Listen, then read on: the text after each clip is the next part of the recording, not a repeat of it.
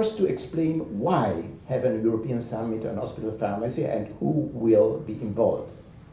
Then, what will the summit do? And what does all this to me mean to you? And how can I engage with it? Why have a European Summit on hospital pharmacy? Well, that is our association. You see, we are covering quite well all Europe. We have 34 members. And if you, our association was formed in 1972 and represented 34 European countries. And we have a mission, you can see on our website. And the first mission is to develop hospital pharmacy in order to promote the best and safest use of medicine and medical devices for the benefit of patients in Europe. Then we have to create a platform for the education and training of hospital pharmacists to a level of specialization and maintain continuing professional development. And the third part of our mission is to uphold the interest in advance the position of European hospital pharmacies within the healthcare system, the EU, and national authorities. So this is a mandate for our association.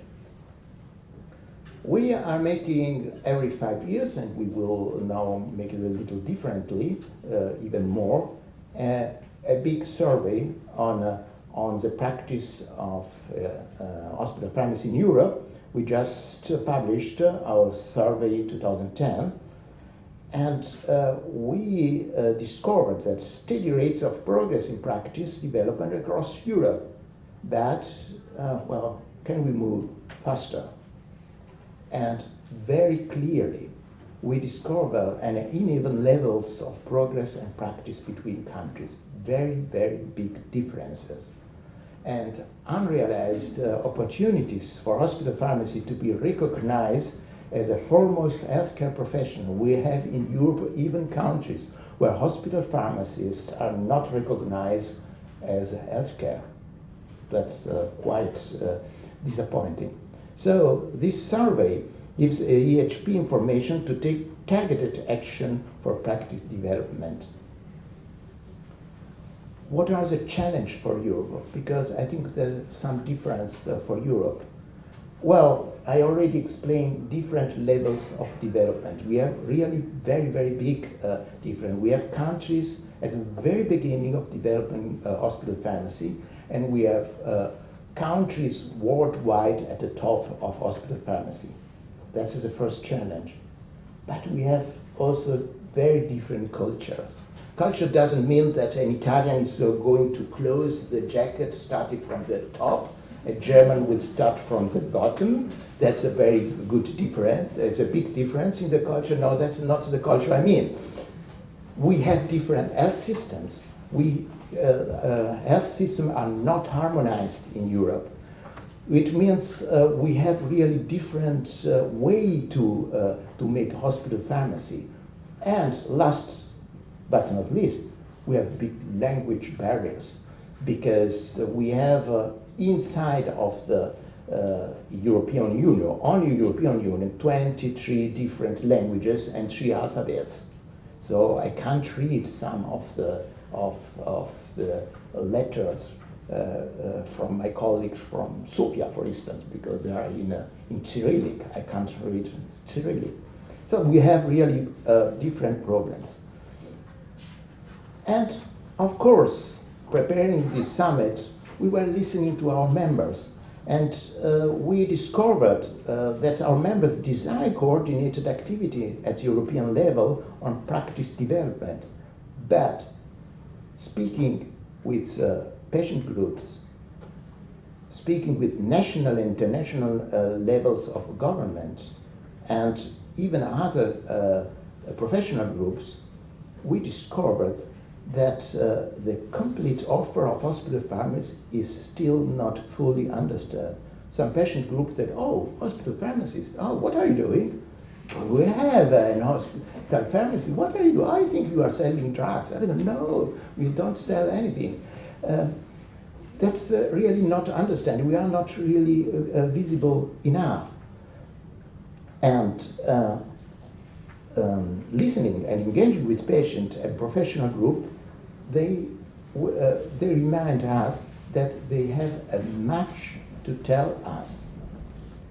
It's a good dish if the people like to eat it.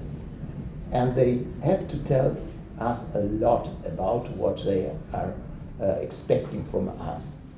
So the need and desire to rise the practice of hospital pharmacy across Europe is there, but the opportunity lies before us. And however, the tools, framework, and support for helping countries to achieve that could be better developed. So it represents a call for action for EHP leadership. And that's why we started all this thing. Now, if we are starting something new, of course, you have to look on the work already done conducted in this area. And already mentioned, of course, we have the FIP's basic statement. We have the Pharmaceutical Practice Model Initiative by ESHP, and we have in Europe two projects, the Farming on education and the directive, a EU directive also on education. Of course, EHP's work should build on this. Well, let's reflect on these activities. Let's start, of course, with the FFP basic statement. We are listening about it. A landmark project, for sure, giving international understanding of hospital pharmacy. But global nature means they cannot be Europe specific. They're very clear because they are global. And low awareness from patient, professional, and others needed to secure realization. What about SHP PPME? A similar summit, a similar approach like we are doing. Developed online tools to assess and implement improvement, but it's of course USA specific. We can learn from them, but we can translate this to Europe directly. Let's look on the European activities. Well, Farming. Farming was an important commission-funded exercise demonstrating the particularity of hospital pharmacy across Europe. In areas such as trial research, emergency medicine, pediatric, rare disease, and so on and so on, and it evidenced distinctiveness. So what is specific for hospital pharmacy and what we need for education. Very important is the EU Directive 2005/36, which provides the common framework for pharmacy education in Europe, and is under review, and we know the vote will be in a few days, actually, and we hope that the final version will be the version we saw, and this will open opportunities for a common educational approach to hospital pharmacy specialization education, which is very important. So we have, if you want, we are moving towards a more European understanding of hospital pharmacy and its offer. How can we improve on these previous initiatives? Well, we have to involve impacted partners and share knowledge of hospital pharmacy offer.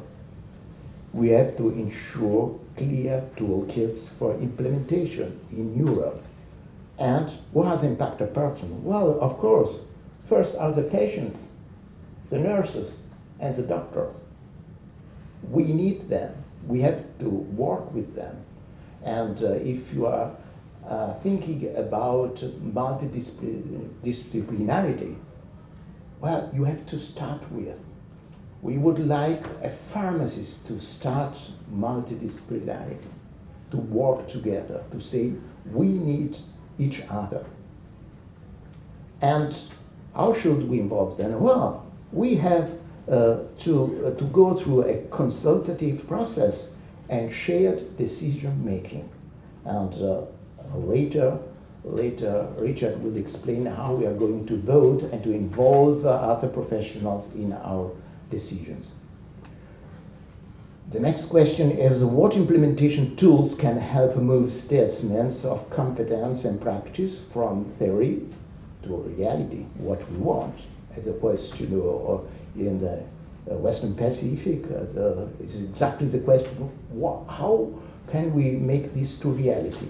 Well, what we are trying to do is to match statement to real-life example of practice, with step guides to how hospital pharmacy elsewhere achieve the improvement. So we are looking on best practice and what they are doing, looking on the Basel statement. We will develop hospital pharmacy service metrics, just to look what is happening, and guidance on how to implement improvement. Well, and what is how to do? Through this hospital pharmacy summit, bringing hospital pharmacists, patients and professionals together for key decision on European hospital pharmacy service development framework. That's our scope. Now, what influence best practice? We have to be modest. Why? Best practice is influenced by financial resources we can't change. Is influenced by local culture we shouldn't change, because local culture is something very important. Diversity is something what nature wants. We need diversity, and the diversity we have in Europe is an advantage, it's not a disadvantage. So we should let the local culture. As well, we can't influence technology. We don't know nowadays what will be the technology in 20 years. Maybe a fantastic technology. But what we can influence and move is leadership and education. And that's what we can do now. And that is the scope of our summit, not to change financial, local culture, technology, just to change and move on education and leadership. So what will the summit do? That's here is our milestone, our roadmap. So we have 3 stages. The first stage is what we are doing just now, is to bring profession and Europe together.